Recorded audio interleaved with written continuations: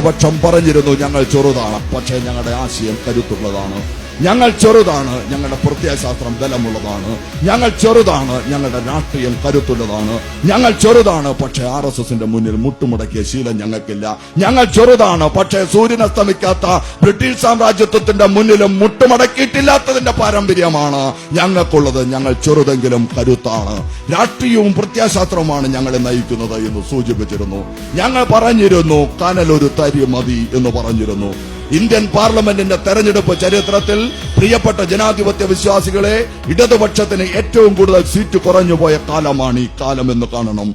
ഫാസിസം കൂടുതൽ കരുത്താർജിച്ച കാലമാണെന്ന് കാണണം. ഫാസിസം ഗർജിക്കുമ്പോ ഫാസിസ്റ്റ് വിരുദ്ധ പോരാളിയായ രാഹുൽ ഗാന്ധി ഒളിച്ചിരിക്കുന്നു. ഫാസിസം ഗർജിക്കുമ്പോ ഫാസിസ്റ്റ് വിരുദ്ധ പോരാട്ടത്തിന്റെ കുന്തമുനിയാകുമെന്ന് പറഞ്ഞ കോൺഗ്രസ് കുറ്റിക്കാട്ടിൽ ഒളിച്ചു നിൽക്കുന്നു. ഫാസിസം ഗർജിക്കുമ്പോ കനലൊരു തരിമതി എന്ന് പറഞ്ഞ ഇടതുപക്ഷം ജനാധിപത്യത്തിന്റെ ശ്രീകോവിലിനകത്ത് നിന്ന് RSSന് നേരെ വിരൽ ചൂണ്ടുന്നു. നരേന്ദ്രമോദിക്കെതിരെ വിരൽ ചൂണ്ടുന്നു. ജനാധിപത്യത്തിന് വേണ്ടി പോരടിക്കുന്നു. ഇതാണ് ഇടതുപക്ഷം.